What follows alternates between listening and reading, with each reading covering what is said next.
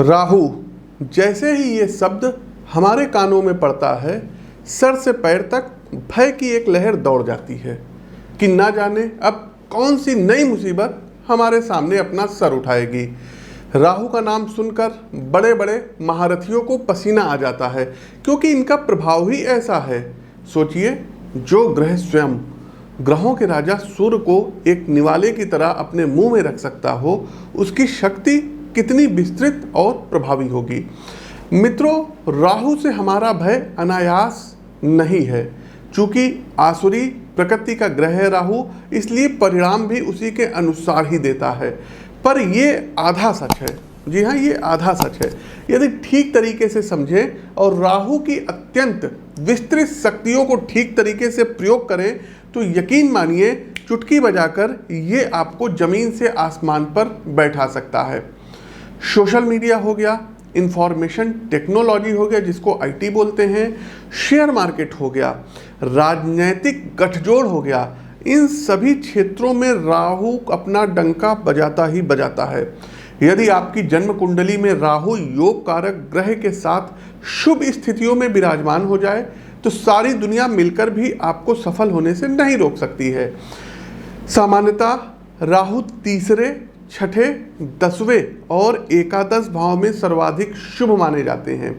प्रिय साथियों, राहु का गोचर 30 अक्टूबर को दोपहर 2:13 पर वक्री गति से होते हुए मीन राशि में होने जा रहा है, जहां ये 18 मई 2025 तक विराजमान रहेंगे। चूंकि ज्योतिषीय दृष्टिकोण में राहु अत्यंत महत्वपूर्ण और बड़े परिणाम देने वाला ग्रह है, 18 महीने का इनका गोचर होता है, इसलिए राहु का गोचर भी समाज को बेहद अंदर तक प्रभावित करता है। मेरा वादा है साथियों आपसे कि राहु गोचर का ये वीडियो देखने के बाद आपको कहीं और भटकना नहीं पड़ेगा, डरना नहीं पड़ेगा। ज्योतिषी लोग बहुत डराते हैं राहु केतु के नाम पे। डिटेल से हर राशि पर बात होगी और एक विश्वसनीय मार्गदर्शन आपको दिया जाएगा। तो चलिए गजानन महाराज का स्मरण करते हुए अपने इस कार्यक्रम को प्रारंभ करते हैं। आगे बढ़ने से पहले आपको बता दें साथियों कि प्रस्तुत गोचर आपकी चंद्र राशि व आपकी नाम राशि दोनों पर संयुक्त रूप से आधारित है। तो इसको आप अपने नाम राशि से भी देख सकते हैं, चंद्र राशि से भी देख सकते हैं। एक बात और बताना चाहेंगे साथियों, उपाय हम बिल्कुल अंत में बताएंगे, वो सभी के लिए प्रभावी होंगे। साथ ही साथ यदि आप अपनी जन्म कुंडली का व्यक्तिगत तौर पर विश्लेषण कराना चाहते हैं तो लखनऊ में आप हमसे मिल सकते हैं, स्क्रीन के दिए गए नंबरों पर संपर्क कर सकते हैं। प्रत्येक माह हमारा दिल्ली आगमन होता है, तो उसकी जानकारी भी आप स्क्रीन के दिए गए नंबरों पर ले सकते हैं। आगे बढ़ने से पहले साथियों कुछ हमारी प्रिडिक्शंस है, जो कि जब ये राहु का गोचर होगा उस दौरान देश विदेश में होगा, तो क्या कुछ वो प्रिडिक्शन है सबसे पहले हम आपको बताए दे रहे हैं। देखिए, कई स्टेट के चुनाव है और तमाम लोग कहते हैं कि पंडित जी जो है स्टेट इलेक्शन के बारे में आप बताइए, तो उसका एक अलग से वीडियो हमारे चैनल पर आएगा। लेकिन अभी हम आपको बता दे रहे हैं, जैसे मध्य प्रदेश में इलेक्शन है, तो मध्य प्रदेश में इस बार बीजेपी के हाथ से सत्ता जाती हुई जो है दिख रही है और कांग्रेस यहाँ पर सरकार बनाएगी।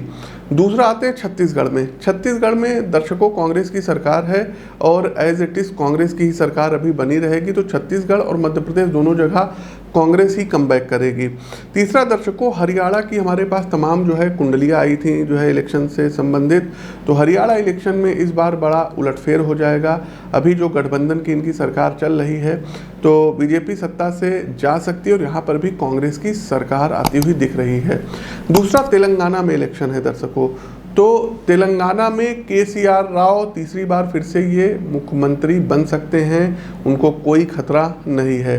साथ ही साथ दर्शकों एक बात और बताना चाहेंगे कि राहु गोचर में ही 2024 लोकसभा के भी चुनाव होने हैं, तो दर्शकों उसका वीडियो हमारे चैनल पर जो है पड़ा हुआ है। फिर से एक वीडियो हम और बना करके अपलोड करेंगे। 2024 में भारत में लोकसभा चुनाव में बीजेपी फिर से सत्ता में आएगी और नरेंद्र मोदी तीसरी बार प्रधानमंत्री पद पर सुशोभित होंगे। ये हमारी प्रिडिक्शन है, ये आप लोग नोट कर लीजिएगा। एक बात और बताना चाहेंगे, राहु का गोचर अगर भारत की कुंडली से देखा जाए, वृषभ लग्न की कुंडली है, तो लग्न से 11वें हाउस में हो रहा है। और अभी हमने अपने जो है मतलब स्टार्टिंग में बताया कि एकादश राहु अच्छे होते हैं, तो भारत की क्रय शक्ति बढ़ेगी, जीडीपी जो है ग्रोथ बढ़ेगी। साथ ही साथ दर्शकों, राहु एक ऐसे ग्रह हैं जो अपने से जो है गुरु और केतु की भांति अपने से पंचम, सप्तम और नवम दृष्टि देते हैं। हर एक ग्रह 7वीं दृष्टि देते हैं, लेकिन राहु को बीटो प्राप्त है, तो अपने से 5वें, 7वें और 9वीं इनकी दृष्टि रहती है। तो भारत के 11th हाउस में जो है राहु का गोचर हो रहा है, और राहु की जो पंचम दृष्टि है ये भारत के पराक्रम भाव पर पड़ रही है। तो अगर कुछ जो है सीमा पर कुछ मूवमेंट होता है तो भारत अब पराक्रम बहुत ही द्रुत गति से, तेज गति से दिखाएगा। साथ ही साथ दर्शकों, सीमा पर कुछ जो है छोटी मोटी जो है टकराव की संभावना है। इसके अलावा दर्शकों, हमने भूकंप को लेकर के देखिए प्रिडिक्शन की थी जब मंगल जो है अस्त हुए थे। 23 तारीख को हमने वीडियो बनवाया था और हमारे चैनल पे शायद 28 या 29 जो है क्या कहते हैं सितंबर को पब्लिश हुआ था। और अभी अगर देखा जाए तो 3 अक्टूबर को नेपाल में बहुत बड़ा भूकंप आया था, और हमने स्पेशली नाम लिया था कि नेपाल में भूकंप आएगा, भारत में आएगा। तो नेपाल में 6 रिक्टर स्केल के ऊपर का भूकंप आया, भारत में आया है। आप उस वीडियो का अंश देख सकते हैं। साथियों, नेपाल, भारत, अफगानिस्तान हो गया और पाकिस्तान हो गया, ईरान हो गया, यहाँ पर कुछ भूकंप इत्यादि जो है काफ़ी बड़े पैमाने पे भूकंप आ सकते हैं। तो जब तक मंगल अस्त है जनवरी तक का विशेष ध्यान रखिएगा, भूकंप से कुछ क्षति होती हुई दिखाई दे रही है। कहने का आशय साथियों ये है कि भूकंप फिर से आएगा और सुनामी आएगी, तो जो नेपाली हमारे भाई बहन रहते हैं, महामृत्युंजय मंत्र का प्रतिदिन जाप किया करें और कोशिश करें ऐसे क्षेत्र में जहां उनको कोई खतरा है तो वो मैदानी एरिया पर आकर के रहें। नेपाल के अलावा भारत में भी भूकंप आएगा, और भारत में उत्तराखंड में भूकंप जो है यदि हम बताएं, हमने नोट किया है तो लगभग जो है 2024 में मार्च से लेकर के और जुलाई के बीच में कुछ जो है भूस्खलन हो गया, कुछ भूकंप हो गया। ये उत्तराखंड, हिमाचल और जो है कश्मीर में आ सकता है। आप लोगों को सावधान रहने की ज़रूरत रहेगी। साथ ही साथ साथियों की धार्मिक उन्माद बढ़ेगा। देखिए, राहु जो हैं ये मीन राशि में गोचर कर रहे हैं, देवगुरु बृहस्पति की राशि में गोचर कर रहे हैं। इलेक्शंस भी पास आ रहे हैं, तो धार्मिक उन्माद ज़्यादा होगा और बहुत कुछ जो है अच्छे संकेत नहीं दे रहे हैं। मार काट ज़्यादा मची रहेगी लोगों के बीच। एक चीज़ और है, कोई बहुत बड़ा रक्षा सौदा भारत के पक्ष में ये होता हुआ दिखाई दे रहा है। साथ ही साथ फॉरेन में, विदेशों में भारत की साख बढ़ेगी। एक बात और बताएं साथियों, देखिए तमाम स्टेट्स वगैरह के जो राज्यपाल हैं, मुख्यमंत्री हैं, इनके कार्यक्षेत्र में परिवर्तन हो सकता है। साथ ही साथ दर्शकों, वायुयान दुर्घटना जो है ग्रस्त की हमने भविष्यवाणी की थी, तो जनवरी तक बहुत ज़्यादा सावधान रहना पड़ेगा। इधर अक्टूबर से लेकर के जनवरी के बीच में कोई प्लेन क्रैश वगैरह ना हो जाए, इसका ध्यान रखना होगा। अच्छा, एक जो है छोटी सी जो है आपको अपडेट और देना रहेगा। राहु केतु के नाम पे दर्शकों तमाम लोग पूजा पाठ करवा लेते हैं। कोई कनाडा में बैठा है, कोई लंदन में बैठा है और यहाँ इंडिया में पूजा करवा लेते हैं, तो पूजा मान्य नहीं होगी। आपको खुद उपस्थित होकर के राहु केतु की शांति करानी होगी। ऐसे पैसे आप लोग किसी भी लोगों को मत दीजिए, वो लोग पूजा पाठ करते नहीं और कुछ आपका होगा नहीं।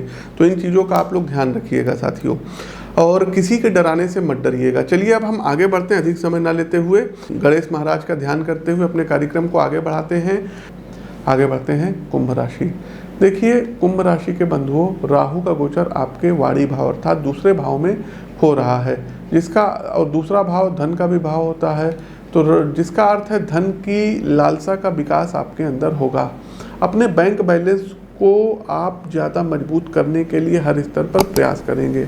हालांकि ध्यान आपको ये रखना है कि धन की लालसा आपको ऐसी किसी दिशा में ना मोड़ दे जो आपको अनैतिक आय तक ले जाता हो। मित्रों, समस्या सुलझाने की योग्यता को ही सफलता कहते हैं। राहु गोचर की अवधि में आप भी थोड़े ज़्यादा सशक्त और प्रभावी बनकर उभरेंगे। अपने व्यवसाय में आप आवश्यक संसाधनों को एकत्रित करेंगे। एक स्पष्ट आर्थिक योजना के साथ लक्ष्य तैयार करके उसके क्रियान्वयन में पूरी इच्छा शक्ति के साथ लगेंगे। यदि आप किसी फर्म या कंपनी में नौकरी पेशा हैं तो आपकी योग्यता के अनुसार इस अवधि में आपका दायित्व बढ़ने जा रहा है। इसके अलावा आपके काम से संबंधित ट्रांसफ़र की भी पूरी गुंजाइश है और ये स्थानांतरण आपके कैरियर के लिहाज से पॉजिटिव साबित होगा, क्योंकि ये आपके लिए जो है दायित्वों के नए आयाम खोलेगा। अतः आप इस परिवर्तन से बचिएगा मत। यदि आप स्टूडेंट हैं तो समय थोड़ा प्रतिकूल रहने वाला है। पहला, आपकी विश्लेषण क्षमता में कमी आएगी। आप विषय से संबंधित अवधारणाओं की विवेचना ठीक प्रकार से नहीं कर पाएंगे। दूसरा, आपका मन पढ़ाई लिखाई में आपका साथ नहीं देगा। आप विषय के अतिरिक्त तमाम सामाजिक एवं राजनीतिक मुद्दों पर अपना समय बर्बाद करेंगे, जिससे पाठ्यक्रम संबंधी आपके प्रदर्शन में गिरावट आ सकती है। पारिवारिक स्तर पे आपका आवश्यकता से ज़्यादा आक्रामक होना समस्या खड़ी करा सकता है। आप अपना दृष्टिकोण रखिए, लेकिन अन्य सदस्यों को उसे मानने के लिए विवश ना करिए, अन्यथा आपके घर में कलह बढ़ेगी। आर्थिक लिहाज से जो निवेश आपने पूर्व में किए हैं उससे आपको आशा के अनुरूप रिजल्ट मिलेंगे। इसके साथ धन की अच्छी बचत आपकी आर्थिक स्थिति मजबूत कराएगी। स्वास्थ्य के दृष्टिकोण से सजगता बढ़ती नजर आ रही है। आप जिम, योगा क्लासेस या फिटनेस क्लब ज्वाइन कर सकते हैं। लग्जरी लाइफ जो है आप जिएंगे, आपका जो है व्यक्तित्व बढ़ेगा, बढ़िया खान पान रहेगा, अच्छा पहनावा होगा और आपके अंदर आराम की कामना ज़्यादा विकसित होगी। देखिए मित्रों, ठाट बाट से रहना अच्छा है, लेकिन विलासिता का दास हो जाना ठीक नहीं है। तो ज़रूरत से ज़्यादा सुविधा हमें मानसिक रूप से अशक्त बना देती है, पंगु बना देती है। अब अंतिम पड़ाव आता है उपाय का। उपाय क्या करना होगा? तो सबसे पहले साथियों, हर 3 महीने में आपको करना ये होगा कि 7 शनिवार एक जटे वाला नारियल लेना है और उसको अपने सर के ऊपर से एंटी क्लॉकवाइज 9 बार उतारना रहेगा। कितनी बार? 9 बार। और उसको जल पर अपने मस्तक पर लगा करके और जल प्रवाह आपको कर देना होगा। दूसरा एक काम ये करना होगा साथियों, आप अपनी स्क्रीन पर देख लीजिए, 2 छोटे छोटे से मंत्र जो है दिख रहे हैं, ओम ऐं ह्रीं राहुवे नमः और ओम ह्रीं केतुवे नमः। इन दोनों मंत्रों का स्फटिक की माला से 108 बार आपको प्रतिदिन जाप करना रहेगा। अब प्रश्न उठता है कि राहु के मंत्रों का जाप कब करें? लोग कहते हैं शाम को करते हैं, रात में करते हैं, सुबह करते हैं। देखिए साथियों, जो बहुत ही अच्छा तरीका किसी बुक वगैरह में आपको नहीं मिलेगा।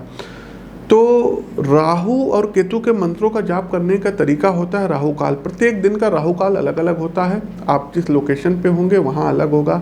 दिल्ली में है अलग होगा, कनाडा में बैठे होंगे अलग होगा, पश्चिम बंगाल में बैठे होंगे अलग होगा। तो राहु काल का जो है मतलब जो समय होता है ये अलग अलग होता है। तो आप अपने एग्जैक्ट लोकेशन के हिसाब से सर्च कर लीजिएगा और उस समय में यदि आप राहु और केतु के मंत्रों का जाप करते हैं तो निश्चित तौर पर राहु आपका नुकसान कर ही नहीं सकते, फायदा कराएंगे। अब लोग कहते हैं पंडित जी राहु का तो राहु काल में हो जाता है लेकिन केतु काल थोड़ी ना होता है।